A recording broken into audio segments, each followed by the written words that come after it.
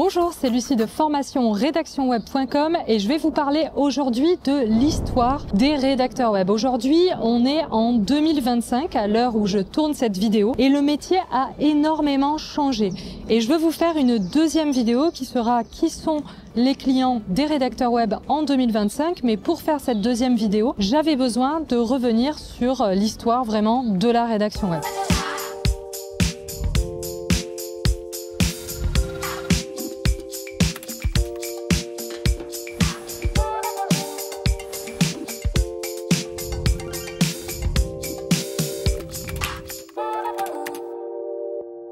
Pour rappel, moi je fais de la rédaction web depuis 2012, donc vraiment ça fait très longtemps, 13 ans déjà que je pratique cette activité et j'ai connu l'époque où on devait mettre des mots-clés sans mots vides. Par exemple, on mettait hôtel, cartage, famille ou hôtel, cartage, couple. On mettait pas hôtel à Carthage pour une famille. On ne mettait pas ce qu'on appelle aujourd'hui les mots vides, parce qu'on avait peur que les robots, des algorithmes des moteurs de recherche ne comprennent pas la requête et que donc le site soit mal référencé.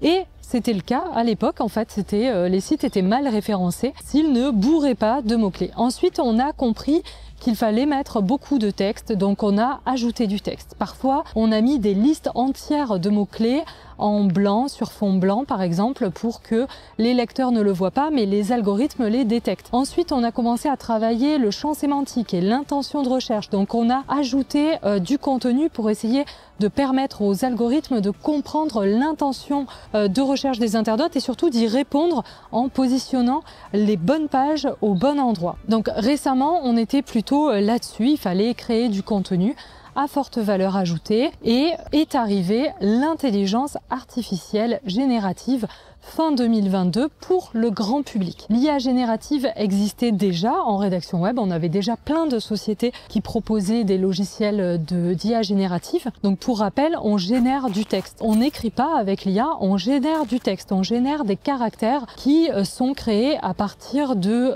probabilités de mots qui doivent se trouver les uns à la suite des autres. Donc il n'y a pas vraiment d'intelligence là-dedans, c'est mathématique. C'est un algorithme qui décide de placer certains mots et certaines lettres les uns à la suite des autres. Donc depuis qu'on a l'IA générative, et bien sûr le monde de la rédaction web a changé, puisque autrefois on passait par des rédacteurs web soit pas chers, soit souvent offshore. On avait beaucoup de rédacteurs web qui se trouvaient en Afrique et principalement à Madagascar et qui allaient s'occuper de ces rédactions au kilomètre. On appelle ça, on rédigeait beaucoup de contenu, notamment pour les sites e-commerce, pour des descriptions de produits, des pages de catégories et pour aussi créer des faux sites internet pour générer des backlinks, de faux backlinks. Donc ça, les agences qui vous vendent des backlinks souvent font ça, ils font rédiger des textes soit en Afrique, soit aujourd'hui avec des IA pour faire des faux sites et ensuite vous vendre des liens de ces sites vers le vôtre. Je suis partie un petit peu loin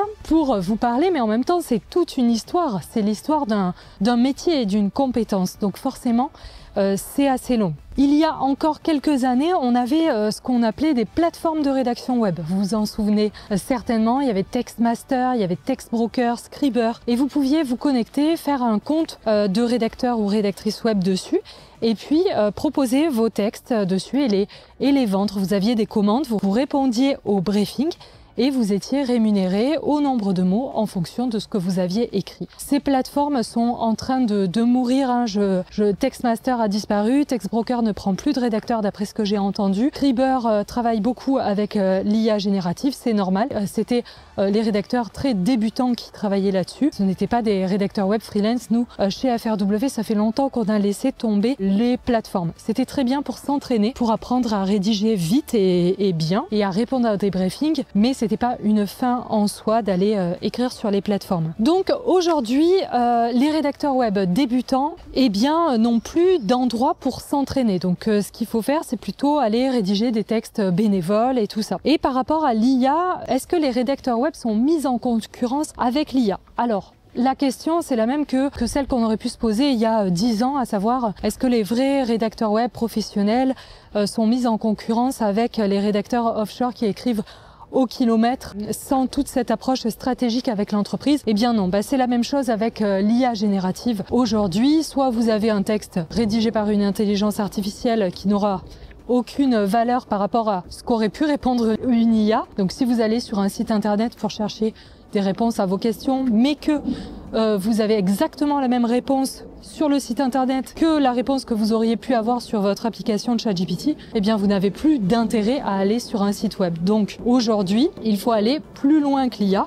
Et ça, beaucoup de clients l'ont compris. Donc là, j'arrive à la fin un peu de l'histoire de la rédaction web jusqu'à aujourd'hui. Et je vais vous faire une deuxième vidéo pour vous expliquer qui sont aujourd'hui les clients des rédacteurs web en 2025 et à l'avenir. Un petit pouce en l'air, surtout si vous avez aimé cette vidéo. Et aussi, dites-moi si ça vous plaît que je retourne en extérieur tourner. Ça fait bien longtemps que je ne l'ai pas fait et ça me fait beaucoup de bien. Voilà, même si je suis beaucoup plus timide qu'avant, quand je fais mes vidéos, je suis beaucoup moins à l'aise que quand j'étais à Nouméa, je ne sais pas pourquoi. En tout cas, je vous dis à très vite. Abonnez-vous surtout, un petit like, un petit commentaire pour me parler, vous, de votre expérience aussi en rédaction web. Ça m'intéresse. Et je vous dis à tout de suite pour la prochaine vidéo ou à la semaine prochaine si elle n'est pas encore publiée.